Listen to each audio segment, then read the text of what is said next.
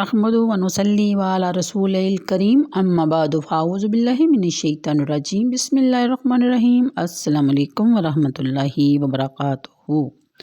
पारा नंबर 28 सूरह जुमा की आखिरी आयत है आज। तो इससे पहले जुमे के दिन की फ़जीलत के बारे में मुतअद्दिद अहादीस मज़कूर हैं, इनमें से चंद आप भी समात फरमा लीजिए। औस बिन औस कहते हैं कि रसूल करीम सल्लल्लाहु अलैहि वसल्लम ने इरशाद फरमाया कि तुम्हारे दिनों में सबसे अफजल जुम्मा का दिन है। इसी दिन आदम अलैहिस्सलाम पैदा हुए, इसी दिन उन्होंने वफ़ात पाई, इसी दिन सूर फूंका जाएगा। मुझ पर कसरत से दरूद पढ़ा करो क्योंकि तुम्हारे दरूद मुझ पर पेश किए जाते हैं। सहाबा ने अर्ज़ किया, या रसूलल्लाह वसाल के बाद हजूर पर कैसे पेश किया जाएगा जबकि आप खाक में मिल चुके होंगे। हजूर सल्लल्लाहु अलैहि वसल्लम ने इरशाद फरमाया कि अल्लाह ताला ने ज़मीन पर हराम कर दिया है कि वो अम्बिया के जिस्मों को खाए। इस अरशाद से हजूर सल्लल्लाहु अलैहि वसल्लम ने सहाबा की इस गलती की इस्लाह कर दी। एक दूसरी हदीस ये कि हज़रत अबू दरदा रज़ी अल्लाह तआला अन्हा कहते हैं कि हजूर सल्लल्लाहु अलैहि वसल्लम इरशाद फरमाया करते थे कि जुमा के दिन कसरत से मुझ पर दरूद पढ़ा करो क्योंकि इस दिन कसरत से मलाइका हाज़िर होते हैं और जब भी कोई शख्स मुझ पर दरूद पढ़ता है तो इसके फ़ारग होने से पहले वो दरूद मुझ पर पेश कर दिया जाता है। मैंने अर्ज़ किया, वफ़ात के बाद भी हजूर सल्लल्लाहु अलैहि वसल्लम ने फरमाया, अल्लाह ताला ने ज़मीन पर अम्बिया के जिस्म को हराम कर दिया है, बस अल्लाह का नबी अपने मिज़ाज में ज़िंदा है, इसे रिज़्क़ दिया जाता है। और हदीस में ये भी है कि जो शख्स जुमा के दिन या जुमा की रात फोत होता है तो कब्र के फितने से अल्लाह पाक इसे महफूज रखता है। सुबहान अल्लाह। इसके अलावा मज़ीद मसाइल के लिए कुतुब फ़िक़ह की तरफ रजू करना चाहिए। आयत और बाज़ लोगों ने जब देखा कि किसी तजारत या तमाशा को तो बिखर गए इसकी तरफ और आपको खड़ा छोड़ दिया। ए हबीब, इन्हें फरमाइए कि जो नेमतें अल्लाह के पास हैं वो कहीं बेहतर हैं लोहलाब और तजारत से, और अल्लाह ताला बेहतर रिज़्क़ देने वाला है। यानी अल्लाह ताला के ज़िक्र को सिर्फ नमाज तक महदूद नहीं रखना चाहिए बल्कि जब भी मौका मिले अल्लाह ताला का ज़िक्र करते रहना चाहिए। आपका कोई काम कर रहे हों इस वक्त भी आपको अल्लाह के ज़िक्र को अपनी ज़बान से तरोताज़ा रखना चाहिए। अल्लाह ताला के हुक्म की तामील और इसके ज़िक्र की कसरत से ही फ़लाए दारैन नसीब हो सकती है।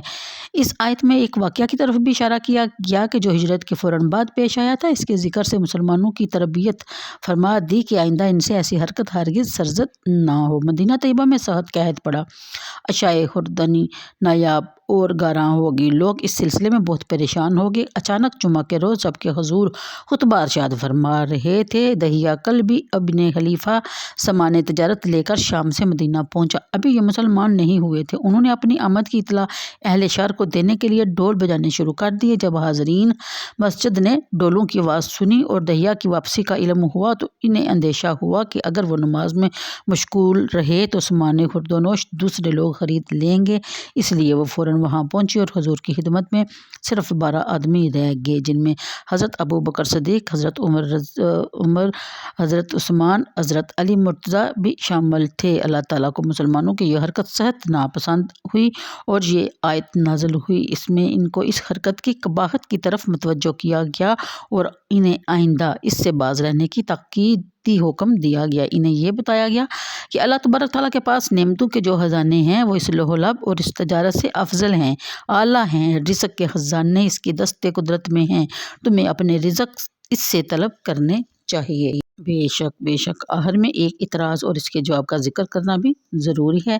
शिया की तरफ से सहाबा किराम पर यह इतराज़ किया जाता है कि उन्होंने लोहो तजारत के लिए नमाज जुमा तर्क कर दी और इस हाल में मस्जिद से निकल खड़े हुए। जब हुज़ूर सल्लल्लाहु अलैहि वसल्लम खुतबा इरशाद फरमा रहे थे तो इससे साफ पता चलता है कि इनके दिल में दीन और आखिरत से दुनिया और सामान्य रिज़्क़ की कदर व मंज़िलत बहुत ज़्यादा थी। इसीलिए तो वो ये हुज़ूर को मस्जिद में खड़ा छोड़कर चले गए। इसके बारे में गुजारिश है कि अकाबर सहाबा जिनमें खलीफा राशिदैन और अशरा मुबशरा थे वो सब हाज़िर है, चनाचा बाकी रहने वालों में से इनकी इस्मा सराहत से दर्ज हैं। नीज़ ये वाक़या हिजरत के बाद बिल्कुल करीबी दौर का है जबकि लोगों की सोहबत नबवी से फैज़ याब होने का मौका बहुत कम मिला था। और ये कमाल तो हुज़ूर की चश्मे करम का था कि इनके दिलों में बजज़ अल्लाह ताला की याद के और इसकी کسی قسم کی حسرت باقی نہ رہی تھی۔ اس مقام تک پہنچنے کے لیے تربیت کی ضرورت تھی، اس کے لیے وقت درکار تھا۔ اس اثناء میں ان سے لغزش کی صدور کا قوی امکان تھا۔ جب کبھی ان سے ایسی لغزش ہوئی فوراً اس پر انہیں متنبہ کر دیا گیا اور ان کی اصلاح کر دی گئی۔ اسی پہ ہمیں تربیت اور فیض صحبت نے وہ اثر دکھایا کہ انہوں نے جان بازی اور سرفروشی کے میدان میں ایسے عدیم المثال کارہائے نمایاں انجام دیے کہ آسمان کے ستارے، عالم بالا کی ملائکہ اور بہشت بریں کی بہاریں بھی جھوم اٹھی۔ سروش غیب نے انہیں لقد رضی اللہ عن المؤمنین کا مصدع جام فضا سنایا۔ اولئک هم المؤمنون حقا کی ایمان فروز نوید فردوس گوش بنی۔ اس سے بڑھ کر بے انصافی اور کیا ہو سکتی ہے کہ ایک شخص کے طالب علمی کے زمانہ کی کوتاہیاں بیان کر کے اس کے علمی بزرگی اور اخلاقی فضیلت پر زبان تن دراز کی جائے۔ یہ کس نے کہا کہ صحابہ کرام اسلامی تربیت سے پہلے ہی ہمہ صفت اور موصوف تھے؟ یہ کس نے دعویٰ کیا ہے کہ آغوش رسالت کی برکتوں کے بغیر ہی ان میں لاہلیت اور اظہار خلوص اور تقویٰ کے آثار نمایاں ہو گئے تھے؟ یہ سب کمالات قرآن کریم حامل کتاب مبین صلی اللہ علیہ وسلم کی نگاہ کیمیا کے اثر کا نتیجہ ہے۔ تو ہمیں ہمیشہ بات سوچ سمجھ کر اور دیکھ بھال کر جان بوجھ کر کرنی چاہیے۔ تو آج کے لیے اتنا ہی، مجھے دیجیے اجازت، دعاؤں میں یاد رکھا کیجیے۔ انشاءاللہ کل کی ویڈیو میں سورہ المنافقون کا تعارف کروایا جائے گا۔ اللہ حافظ۔